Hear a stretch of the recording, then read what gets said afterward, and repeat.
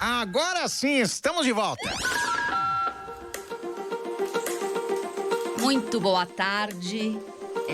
1º de outubro de 2019, 15 horas. Eu sou Lígia Zottini, do Voicer, diretamente da Rádio Geek aqui de São Paulo. Começando mais um programa, nossa 10ª edição do Tecnomagia.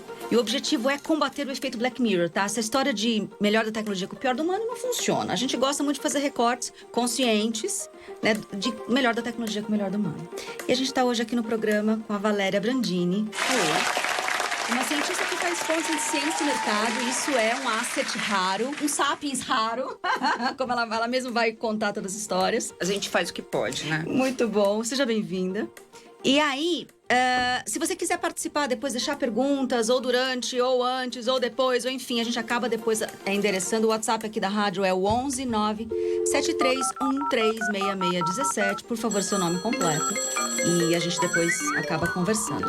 O tema do programa hoje é antropologia, marcas e consumidor 4.0, Valéria.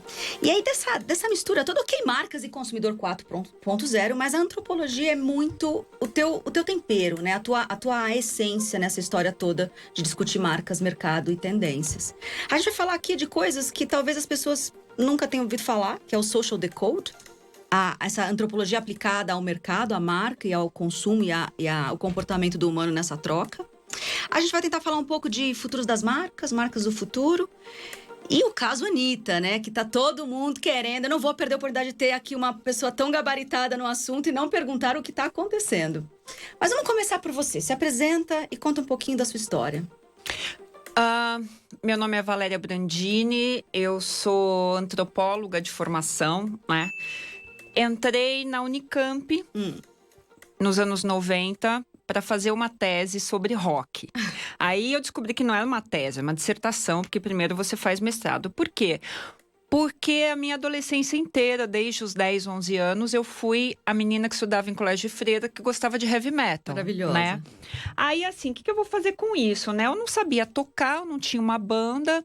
Mas eu sabia escrever, eu vou ser jornalista. Aí eu comecei, eu acho que como todo adolescente, eu não sei se eu era introspectiva ou qualquer coisa assim, que tinha um mundo interno, vivia em biblioteca. Eu comecei a me interessar em estudar e aí eu entrei na Unicamp para fazer isso. E fiz. Maravilhoso, com toda essa conversa interna. E fiz. E aí eu comecei a estudar o rock sob o ponto de vista, não musical, mas enquanto uma linguagem musical alternativa e que chegava aos jovens por meio do consumo. Ok. E aí eu comecei a me interessar sobre o que é o consumo, porque o consumo não é compra, né? Todo mundo entende o consumo como compra. Todo mundo consome. Se você tem um cachorro em casa, ele consome, né? O Sapiens sempre consumiu água, alimento, a gente consome cultura, a gente consome arte, a gente consome as pessoas. Se você aí tem uma conta no Facebook, você consome pessoas. Maravilhosa. E o que dirá o Tinder, né? E o Grindr, e por aí vai. Aí é um outro tipo de consumo também, mas vamos que vamos. Mas é consumo. E o consumo é o quê? É um meio... É um meio através do qual as pessoas se relacionam. O consumo é um marcador social, né? Cada coisa que uma pessoa usa, se você for analisar assim, todos os signos que estão aqui, eles têm um significado, eles têm uma representação, né?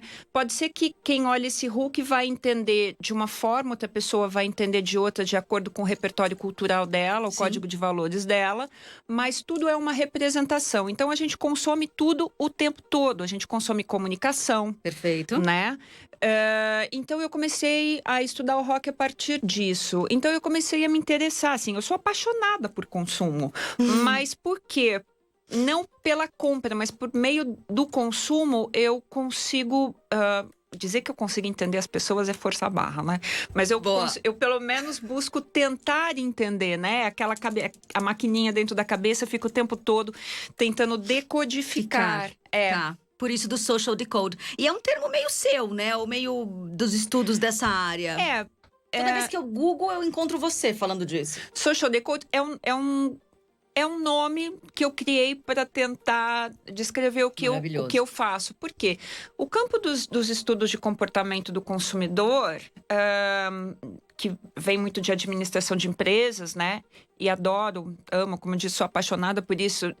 Tem toda uma lógica que a antropologia não é que vai trabalhar de uma forma diferente, mas ela vai trabalhar muito em termos de signos, representações e como esses signos e representações mostram como as pessoas vivem e por causa disso fazem as suas escolhas. Então aí eu comecei a perceber que quando eu busco interpretar, por exemplo, algum padrão de consumo, de escolha ou alguma tendência comportamental, eu estou interpretando, na verdade, significados que têm a ver com o código de valores de uma pessoa. Então, eu tenho que chegar no código de valores para entender o porquê. Tá. Então, aí entra uma antropologia Com a semiótica. com semiótica. Perfeito. E aí, o que eu faço? Eu busco decodificar. Por exemplo, se eu olhar para você, cada elemento, seu anel, a sua blusa, isso pode ser uma guia ou não, pode ser de alguma religião ou não, o seu sapato, tudo isso tem alguma referência, né? Sem Aliás, dúvida. é uma referência para você. Só que eu só vou entender isso se eu entender o seu código de valores. É onde a semiótica, a interpretação do significado, ela junta com a antropologia, que é essa imersão para entender as características estruturais que fazem com que o consumidor tenha o seu processo de escolha, mas que é completamente inconsciente para ele. Então, deixa eu colocar um tempero nessa conversa, porque acabou de me ocorrer essa história. Quando a gente vem de um consumo, eu também fiz administração, também fiz semiótica lá na PUC, e a gente, do ponto de vista mais raiz, tinha grupos, e tinha formas, e tinha signos, e tinha uma parte do signo que era muito lá embaixo e não dava para interpretar, mas de uma forma geral você colocava as pessoas em caixas ou em processos de classificação. Quanto mais a gente vai andando para essa fase mais líquida da sociedade, as pessoas passando menos tempo, talvez, nas caixinhas, ou misturando caixinhas de uma forma muito... Você tem aqui uma pessoa que tá, sei lá, com um sapato que é mais moderno, mas eu tenho, de verdade, algo aqui que é mais ancestral. E você vai juntando elementos muito distantes, que até, sei lá, final do século passado, se não era menos provável, era em menos quantidade. As pessoas estão gostando muito de se decodificar pluralmente. Como é que vai as marcas conversarem com seres humanos que querem ser cada vez mais únicos? Eu não quero ser... quanto mais jovem, menos labels, né? Eu não quero ser esse grupo ou aquele grupo. Eu tenho um monte de referências e eu me autoclassifico eu mesma. Como é que fica a marca nisso? Que gostava de colocar a gente nos 4 Ps. As pessoas, na verdade, buscam se codificar, né? E o que começa a acontecer é que nessa necessidade tão grande de criar marcações sociais, né? Com elementos que trazem representações, quanto mais as pessoas tentam ser únicas, mais parece que todo mundo fica igual. Porque o padrão hoje é ser único. É ser único. Se você encontrar pessoas que se vestem totalmente anos 80, essa pessoa vai ser única. Se você encontrar alguém que se veste totalmente punk, essa pessoa vai ser única. Tá. Porque a gente está vivendo a era da internet. É uma coisa que o Ottaviani, que foi meu professor... o sociólogo, ele escreveu nos anos 90 um dos primeiros livros sobre globalização. Antes da internet ainda, ele falava de desterritorialização de elementos culturais. Uau. Então, vamos supor que a sua pulseira é uma coisa ancestral e você está usando ela... Do lado do iWatch. Exato. Houve uma desterritorialização, porque você não está usando ela no contexto em que ela era usada, né, para sua função original. Você está usando ela com... Tem referências do significado dela, mas tem outras também. Aí entra uma coisa que todo mundo me pergunta sobre isso, a coisa da apropriação cultural. Se é correto ou incorreto, enfim. Eu não sei, eu acho que todos os grupos têm trocas culturais, né? Se você for ver toda evolução, a palavra evolução é meio complicada, né? Tem vezes que eu acho que é uma certa involução, mas das sociedades, você vai ver que tem trocas culturais, por exemplo, os indígenas da região que hoje é sul dos Estados Unidos, México, eles usavam miçangas que, na verdade, os espanhóis, eles pegaram com os espanhóis e começaram a... Eles se apropriaram e ressignificaram aquilo para a cultura deles, entendeu? Os indígenas. Então, assim, todo grupo em contato com outro faz isso. Quando que você tem uma apropriação cultural? Que aí eu chamo de expropriação. É quando você pega uma coisa, né, um objeto, e você separa o signo do significado, né? Então, é uma questão polêmica que a gente nem precisa entrar nisso, mas quando uma pessoa pega um turbante afro e coloca na mulher loira, até aí não tem problema nenhum. Só que o problema tá você não trazer a ancestralidade e a representação dessa cultura afro junta. Você deixa a cultura afro lá atrás e pega só o signo. Aí você tem uma apropriação cultural. Mas o que a maior parte das pessoas faz, eu acho que nem passa por isso. As pessoas nem sabem qual é a referência, né? Por exemplo, eu que sou do heavy metal, até hoje, há 10 anos, eu lembro de eu dando aula no Instituto Europeu de Design e eu comecei a ver as meninas vindo com camiseta do Ramones. Quase que eu falava assim, tira essa camiseta agora, você não tem o direito. Maravilhoso. Isso é uma apropriação cultural da minha banda, da banda que eu gosto, né?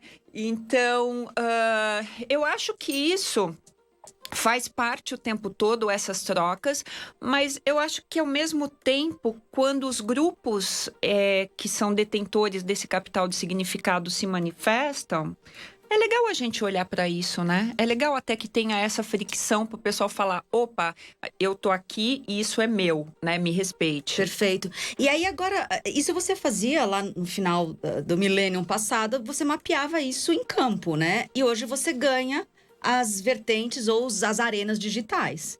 O que mudou no seu trabalho ao longo desses últimos, vamos assumir 15 anos? Porque eu acho que a tecnologia veio nos últimos 10 e, principalmente as mídias sociais, foi onde elas apareceram. Sim. Com força. Olha, se eu for trabalhar num contexto de linearidade histórica da antropologia, eu praticamente diria que não mudou nada. Por quê?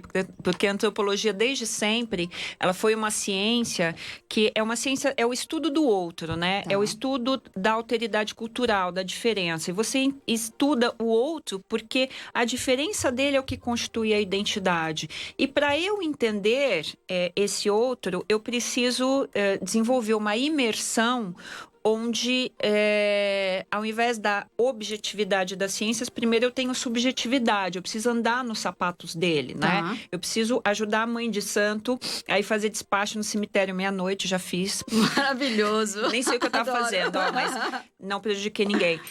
Para entender o que é aquilo, né? O que tá incorporando, o que tá fazendo. Vou muito em festa rave, vou em festa de eletrônica underground, eu vou em tudo que me chamasse por favela, eu vou em qualquer lugar. Por quê? Até minha empresa se chamava Núcleo Xamã, porque o xamã é aquele que enxerga o invisível. Então, isso é muito o que a antropologia faz. E desde o início, se você pega, assim, Claude Lévi-Strauss, quando veio para o Brasil, ele filmava e fotografava os indígenas. Porque imagina, o cara voltar para a Europa, na antiga Sorbonne, e falar, olha, a galera anda pelado, dorme todo mundo junto, entendeu? Os caras não iam acreditar. Não.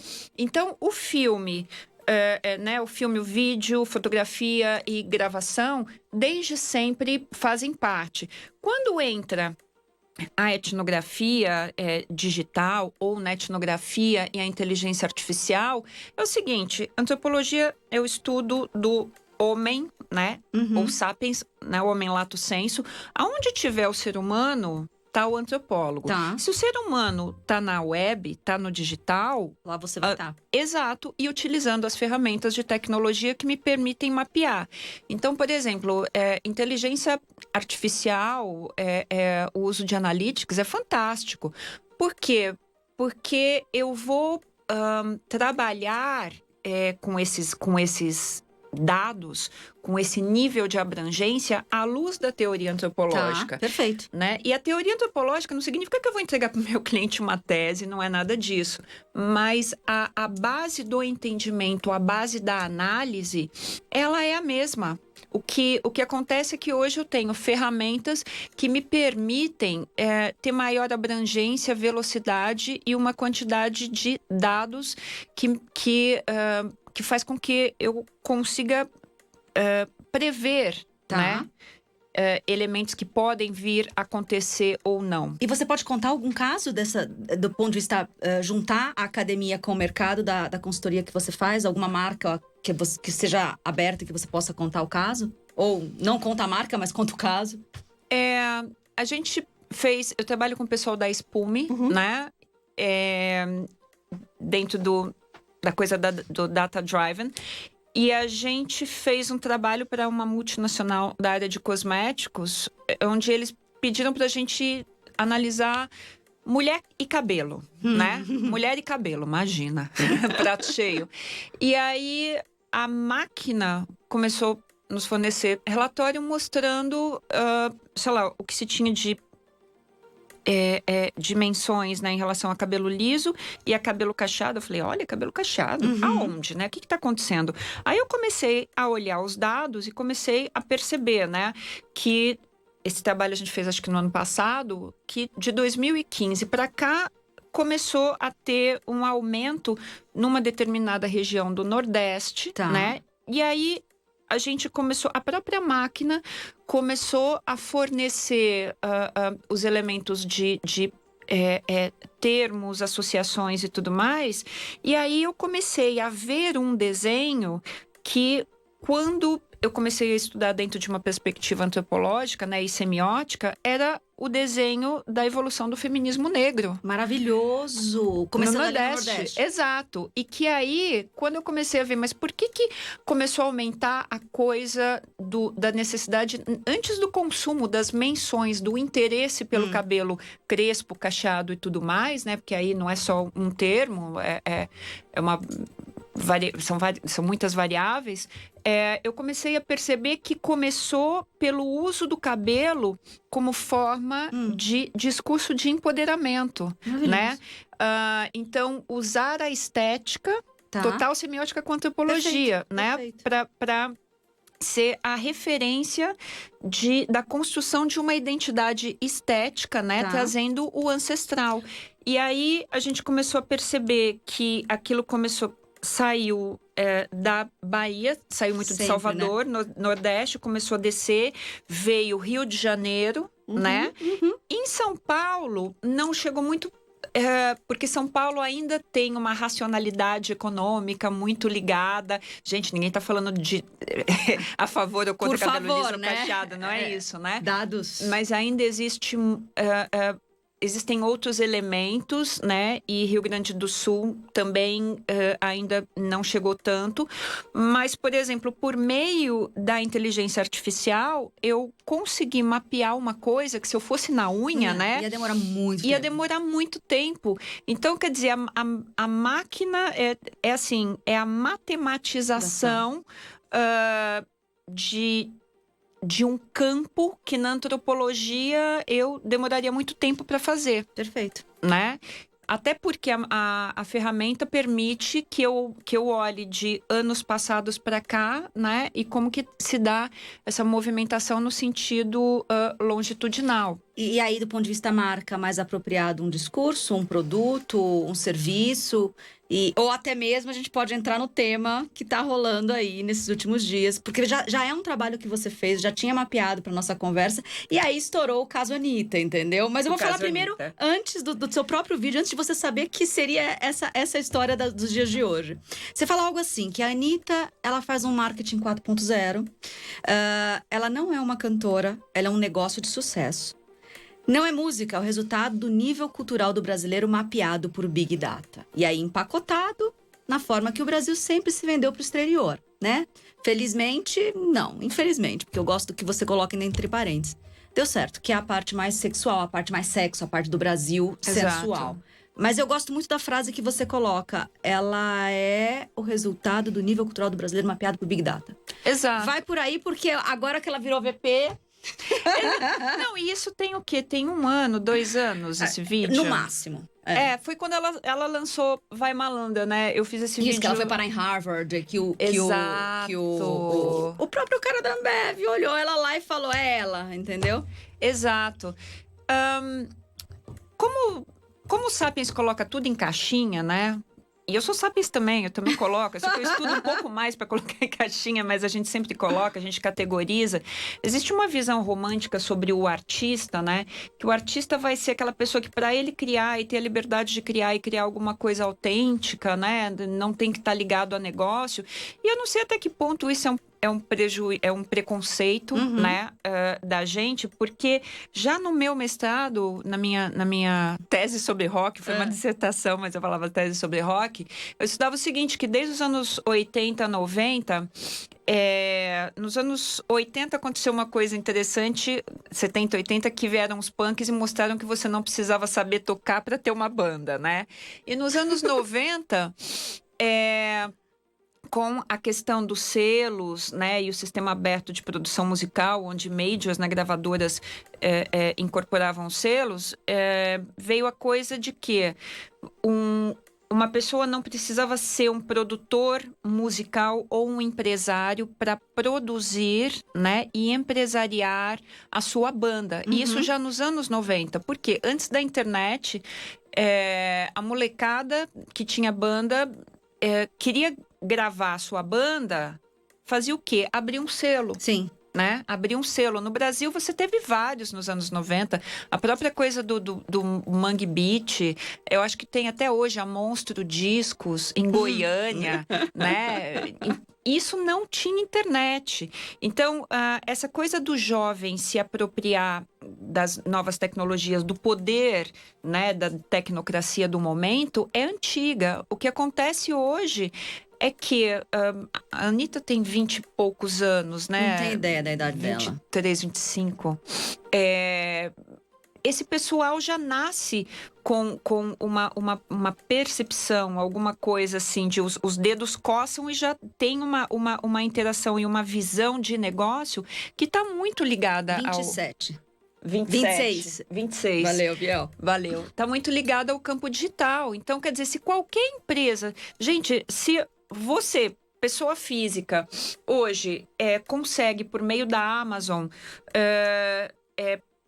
fazer a sua ferramenta de Big Data pagando, o que dirá uma artista no sentido de mapear? E por que mapear Brasil e não o mundo? Por que mapear Brasil e não Estados Unidos? Então, quer dizer, ela foi muito inteligente, muito esperta. Ninguém está dizendo que ela agiu sozinha, porque nenhuma empresa age sozinha. Você tem, por exemplo, o que é um CEO? É uma pessoa que tem as ideias e tem os braços. É claro que ela vai ter todos os seus braços, mas ela teve uma cabeça de fazer uma coisa. Para mim, ela é uma startup de sucesso. Total. Né? Ninguém questiona mais sobre isso. Então, o que ela fez? Ela até viu que a gente é um país gigantesco que fala português, mas que o espanhol é uma língua que tem muito mais permeabilidade, né? Inclusive nos Estados Unidos. Ela fez parcerias de sucesso, ela fez co-branding, né? A gente não, as marcas não fazem co-branding entre pra se alavancar? Exato. Então, ela fez co-branding com outros artistas e com marcas. Então, assim, é todo mérito dela. Mas eu acho, assim, as pessoas... É como se tivesse uma dificuldade de entender que uma artista também pudesse ter esse lado profissional e gerenciasse a sua carreira. É que parece que a figura do empresário, né? É aquela pessoa, assim, é quase um mafioso, uma pessoa... Não, e, na verdade, ela toma decisões e ela, certamente, tem quem aconselha, né? E vários braços. E utiliza inteligência artificial para mapear, para entender, poxa, o que vai bem nos Estados Unidos? Quem são os artistas de sucesso, né? Qual é a pegada? Qual é o estilo musical? Quando você pega, poxa, maravilhoso, o vídeo vai malandra, aquela bota celulite ali, quer dizer, falou com as mulheres, falou com os homens, falou com todo mundo. Isso é inteligência de negócios. Maravilhosa. Né? E aí, na sua opinião, vai aparecer nos próximos dias uma campanha dizendo essa posição de VP é só uma grande campanha viral de marketing? Ou não, ela vai assumir mesmo, é real e... Enfim, até onde eu acompanhei, confesso que não acompanhei profundamente todos os lados, mas é uma real position ou não? Ou pode ser uma grande jogada de marketing que vai aparecer nos próximos dias? Eu acho que o marketing, ele entrou muito na coisa do fluido, né? Da fluidez do Bauman. E o que engaja hoje o consumidor é tudo que ninguém estiver esperando, né? É a surpresa. Pode ser isso, pode ser aquilo. Por exemplo, essa notícia já deixou todo mundo, todos os grupos de WhatsApp. Só vamos deixar claro que notícia é essa. Vai que alguém não escutou, né? Sim. Por favor. Não sei se alguém não escutou, mas é bom saber. Notícia que agora a Anitta é VP da Skol Beats, né? De inovação e tudo mais, inovação e marketing, né? É verdade esse bilhete? Se é verdade ou não importa. Importa que criou um buzz fantástico. E assim, isso por si só já seria uma jogada de marketing que alavancaria. E a voz dela foi maravilhosa. A fala dela foi, olha... Porque a galera falou assim, como é que você vai ter tempo, não sei o que? Ela falou assim, olha, eu estou sendo contratada para fazer estratégia. Eu vou ter pessoas, como você disse, abaixo de mim, ao lado de mim, fazendo uma série de outras coisas para isso acontecer. E eu vou fazer como nos meus negócios, eu vou liderar pelo WhatsApp. Sim. Maravilhosa. Mas assim, como é que vocês acham que um CEO trabalha hoje? Que ele fica o dia inteiro atrás de uma mesa? Tem empresas que estão tirando as baias, estão tirando as mesas, né? Então, o tal do Agile. Exato. É isso mesmo. Eu gostaria que não fosse uma grande jogada de marketing. Eu queria ver uma posição dessa. A gente lá no Voices fala muito sobre o profissional slasher, né? Slash barra em inglês. Então, eu sou cantora barra produtora barra e agora VP de uma grande marca. Eu adoraria que não tivesse nenhum tipo de campanha de marketing por trás para começar a ver como é que são esses slashes acontecendo na vida da pessoa, nos mais múltiplos talentos que ela possa ter, entendeu? Não, eu me lembro que eu estava uma vez num evento em que eu palestrei com a Luísa Trajano e ela, aquela pessoa maravilhosa, super espontânea, e ela dizendo assim, gente, de tudo quanto é pesquisa, tudo quanto é coisa, os meus assessores, eu quero que alguém me traga alguma coisa numa folha de papel muito clara, com um direcionamento mais claro possível para eu decidir que caminho tomar. Exato. Já Né? que a confiança, enfim, o liability vai ser meu no final, eu preciso saber, mas eu preciso tomar a decisão rapidamente. Exato, mas a coisa assim, se é o talento do CEO, né? Se a pessoa se ancora nos braços corretos, tomar decisões, estratégia. Bom, a gente tem aí 2 minutinhos para fechar. Eu conversei aqui hoje com a Valéria Brandini. A gente falou sobre antropologia, marcas, consumo, o caso Anitta. Valéria, fecha. Diz para as pessoas um pouco sobre o futuro disso tudo, entre marcas, pessoas e essa condução de consumo. Dá sua mensagem final. Eu acho que eu enxergo as marcas como se fossem interfaces humanizadas entre a empresa e o sapiens, entre a empresa e as pessoas. Então, as marcas têm que ter todas as características que regem o momento presente. Se hoje a gente está vivendo uma era da humanização, entendeu? Elas têm que ter o sentido de humanização. Se a gente está vivendo esse determinado momento da tecnologia, da automação, da internet das coisas e tudo mais, tem que ter isso. Eu acho que o talento de alguém fazer a gestão de marcas é entender pessoas. Perfeito. Porque marketing é sobre pessoas. E se você não entender de pessoas, você não entende de marketing. Você pode ter todas as ferramentas possíveis, mas você não vai conseguir desenvolver uma boa estratégia. Perfeito. Bom, foi uma honra te ter aqui. Muito obrigada. 30 minutos passa muito rápido. Muito. E é o que eu te falei, aqui o meu objetivo era... Eu gosto de conversar com pessoas, de conhecer, de me atualizar sobre aquelas que eu já conheço. Só que era injusto ficar os cafés só pra mim. Então a gente abre aqui uma grande conversa, como se tivesse uma mesa de café. E é por aí a gente vai contando para mais pessoas aquilo que não deveria ficar só para uma. Obrigada. Então, obrigada a vocês. Pessoal, mais um programa, toda terça-feira ao vivo aqui pela Rádio Geek em São Paulo. Reprises nas nossas mídias sociais, tanto do Voices quanto da rádio. E daqui a pouquinho já sobe tudo aí no YouTube também para vocês acompanharem. Então, muito obrigada, até terça-feira que vem. Tchau, tchau. Tchau.